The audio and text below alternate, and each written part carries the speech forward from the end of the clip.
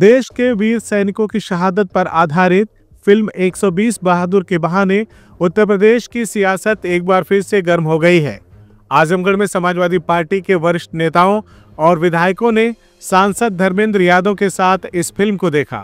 Film की प्रशंसा करते हुए उन्होंने कहा कि इस फिल्म ने उन वीर शहीदों का इतिहास देश के सामने लाकर रख दिया जिनकी बहादुरी को वर्षों तक नजरअंदाज किया गया। उन्होंने कहा कि नेताजी हमेशा कहते थे, दुनिया की सबसे बहादुर फौज अगर कहीं की है तो वो हिंदुस्तान की है, और इस फिल्म में उसी भारतीय सेना की शौर्य गाथा को सच्चाई के साथ दिखाया गया है। सपा सांसद ने फिल्म की टीम और फरहान अख्तर को धन्यवाद देते हुए कहा कि इस देश को अपने उन सैनिकों पर गर्व करना चाहिए जिन्होंने रेजांगला की लड़ाई में देश की रक्षा के लिए अपनी जान न्यौछावर कर दी। सपा सांसद ने कहा कि ये फिल्म सिर्फ मनोरंजन नहीं बल्कि इतिहास का सच है जिसे हर भारतीय को देखना चाहिए। इसके साथ ही उन्होंने केंद्र सरकार पर तीखा हमला बोलते हुए कहा कि समाजवादी पार्टी ने अपने घोषणा पत्र में अहीर रेजिमेंट और गुजरात रेजिमेंट बनाने की मांग की थी। उन्होंने पूछा कि जब देश की धरती खून मांगती है तब कौन लोग आगे खड़े होते हैं? उनकी शहादत को सम्मान देने के लिए इन रेजिमेंटों का गठन क्यों नहीं किया जा रहा? चीन के मुद्दे पर भी उन्होंने केंद्र सरकार की कड़ी आलोचना की। उनका आरोप था कि भारतीय जनता पार्टी की 56 इंच की छाती चीन के सामने नहीं दिखाई देती। हमारे सैनिक कश्मीर को बचाने के लिए शहीद हुए, लेकिन आज उसी क्षेत्र में चीन गांव बसा रहा है और सरकार चुप बैठी है। उन्होंने ऑपरेशन सिंदूर को भी लेकर सरकार से सवाल पूछा कि आखिर क्यों उस सफलता के बाद सीज फायर करवाया गया और अब तक इसका जवाब देश को क्यों नहीं दिया गया।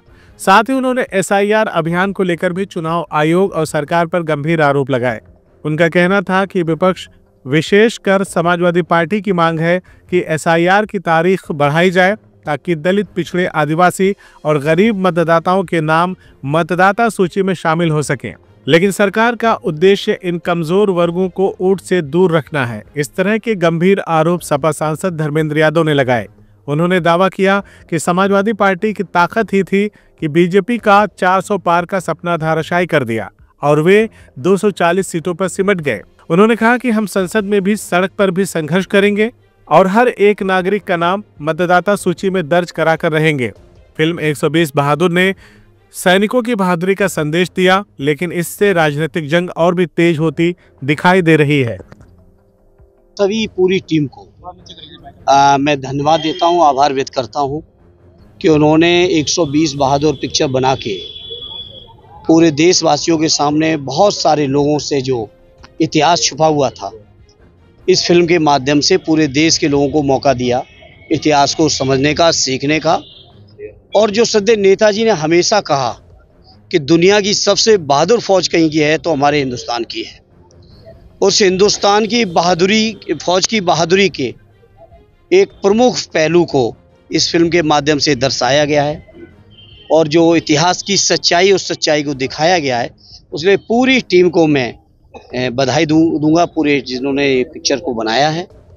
साथ ही साथ हमारे राष्ट्रीय अध्यक्ष जी ने लगातार कहा, पार्टी के चुनाव के घोषणा पत्र में भी इस बात को कहा कि अहीर रेजिमेंट होना चाहिए और अहीर रेजिमेंट के साथ साथ गुजरात का भी रेजिमेंट एक बनाया जाए, जिससे एहसास हो सके पूरे देश के लोगों को कि आखिर देश को जब कुर्बानी की ज़रूरत पड़ती है, देश की जो भारत माता जब खून मांगती है तो कौन लोग हैं जो अपना खून लेके आगे खड़े हो जाते हैं। और इसलिए मैं समझता हूँ देश की सरकार को विचार करना चाहिए, यही रेजिमेंट भी बनाए, अन्य रेजिमेंटों को भी बनाने का काम करें। इस फिल्म के माध्यम से समाजवादी पार्टी लगातार अखिलेश यादव जी ने भी आह्वान कर दिया सभी को फिल्म देखनी चाहिए, तो कौन सी ऐसी चीज? बिल्कुल, ये देश के सैनिकों के सम्मान से जुड़ी पिक्चर है, इसलिए आदरणीय राष्ट्रीय अध्यक्ष जी ने इस बात का आह्वान किया है।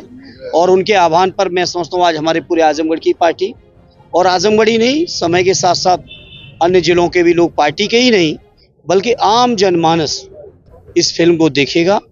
और मैं समझता हूँ अपने सैनिकों की बहादुरी, उनकी शहादत, उनकी कुर्बानी को देखने का मौका लोगों को मिलेगा।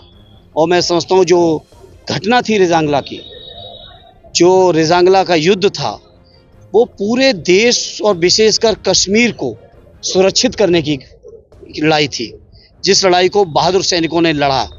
और मैं समझता हूँ आप सब जानते हैं और पूरा देश जानता है वो सैनिक कौन लोग थे।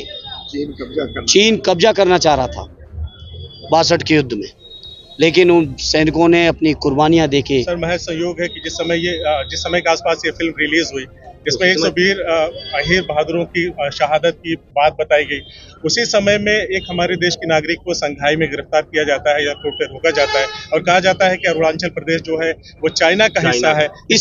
इस बात को हमारे राष्ट्रीय अध्यक्ष जी ने अभी भी 2 दिन पहले कहा। जब से हमारा देश आजाद हुआ है, भारतीय जनता पार्टी के इस कार्यकाल में हमारे देश का क्षेत्रफल सिकुड़ रहा है। ये घटना जहां रिजांगला का युद्ध हुआ, ये रिजांगला के युद्ध में जहां मेमोरियल बनाया गया था, आज वहां मेमोरियल नहीं है। आप इस बात को पता करना। अरुणाचल के बारे में लगातार राष्ट्रीय अध्यक्ष जी ने भी सदन में भी कई बार कहा। हम लोग वहाँ के जो अरुणाचल के मिनिस्टर हैं, भारत सरकार में मंत्री हैं, इस समय संसदीय कार्य मंत्री भी हैं, उनकी मौजूदगी में हम लोगों ने कहा कि चीन वहाँ पे बॉर्डर पे, और बॉर्डर नहीं बल्कि भारत की सीमा में भी गांव बसा रहा है, लेकिन भारत सरकार चुप है। भारत सरकार केवल बहादुरी दिखाती है हमारे देशवासियों के, कमजोर देशवासी हैं जो आर्थिक तौर पर, सामाजिक तौर पर, अन्य तरीके से राजनीतिक तौर पे जो कमजोर हैं, उनके ऊपर ये भारतीय जनता पार्टी के लोग तानाशाही दिखाते हैं। आखिर भारतीय जनता पार्टी वालों का 56 इंच का सीना चीन के सामने क्यों नहीं चल रहा है? आप बताइए, इतना शानदार जीत हुई थी ऑपरेशन सिंदूर में, सैनिकों ने की थी, हमारे बहादुर सैनिकों ने, हमारी सेना ने, फौज ने की थी। आखिर आज तक क्यों नहीं देश की सरकार जवाब इस बात का दे पाई कि ये ऑपरेशन सिंदूर का सीज फायर किसी और देश के कहने से किया गया? हमने जब से ऑपरेशन सिंदूर पर चर्चा हुई थी, पार्लियामेंट में भी इस बात को लेकर सवाल किया था, लेकिन इस बात का जवाब भारतीय जनता पार्टी के लोग या वहाँ के जो जिम्मेदार हैं, चाहे प्रधानमंत्री जी हों, गृह मंत्री जी हों, रक्षा मंत्री जी हों, विदेश मंत्री जी हों, कोई जवाब नहीं दे रहे हैं। तो जहाँ जवाब देना चाहिए वहाँ ये जवाब नहीं देते। जो अपने देश के जो नागरिक लोग कहीं से कमज़ोर हैं, गरीब हैं, कहीं विशेष अवसर जिनको चाहिए, विशेष सुविधाएं जिनको चाहिए, परेशानियां जिनके सामने, उनके ऊपर ये 56 इंच का सीना दिखाते हैं। एक सवाल ये है कि एसआईआर को लेकर के एसआईआर की डेट को बढ़ाने की या एक्सटेंड करने की बात कही जा रही है समाजवादी पार्टी ने मांग की है, हमारे राष्ट्रीय अध्यक्ष जी ने मांग की है, प्रदेश अध्यक्ष जी ने पत्र लिखा है और समाजवादी पार्टी के साथ साथ बाकी विपक्षी दलों ने भी मांग की है और मैं नहीं समझता इसमें कोई दिक्कत है। सर, अखिलेश जी ने बीएलए की बात की, बीएलए कहीं दिख नहीं रहे हैं और लगातार ओबीसी के वोट कटते जा रहे हैं। इस पे आप लोगों की, आपने घटनाएं देखी, कई बीएलए लोगों की जिन्होंने सुसाइड की है, जिनके हार्ट अटैक हुए, जिनकी मौतें हुई हैं, किस दबाव में, किन कारणों से हो रही हैं। और चुनाव आयोग को चाहिए, ये बीएलओ लोग हमारे देश के नागरिक हैं, जिम्मेदार नागरिक, उनके ऊपर आपने जिम्मेदारी डाली है, थोड़ा संवेदनशील बनो और उनके ऊपर भी इस तरह का दबाव ना बनाओ, बल्कि आपकी कलम में ताकत है, आप समय सीमा बढ़ा दीजिए, तो वही चीज़ जो प्रेशर में हो रही है वो चीज़ बहुत आराम से हो जाएगी और उससे मैं नहीं समझता किसी भी चीज़ का उल्लंघन होगा या किसी को कोई दिक्कत होगी। लेकिन चूंकि आयोग की नीयत कुछ और है, इसलिए इस तरह से सप्रेस भी किया जा रहा है, रोके जा रहे हैं वोट न बन पाए, विशेषकर दलित, पिछड़े, आदिवासी, अल्पसंख्यक जो हमारे पीढ़ी परिवार के वोटर हैं वो वोटर न बन पाए, इसका लगातार षड्यंत्र हो रहा है। सर, मैं बीएलए की बात कर रहा हूं, जो अखिलेश जी ने आपके बीएलए कहा था, उनकी कहीं उपलब्धता नहीं दिख रही।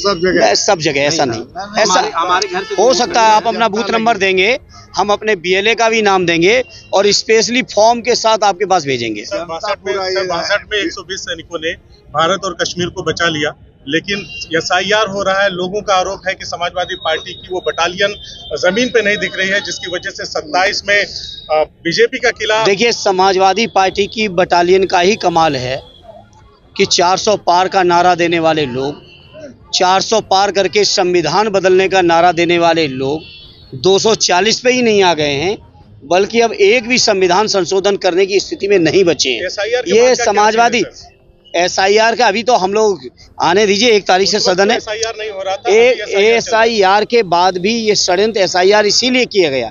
इस बात को हम लोगों ने, जिस दिन एसआईआर आया था और बिहार के चुनाव से पहले, हम लोगों ने पूरा 1 महीने तक सदन नहीं चलने दिया था।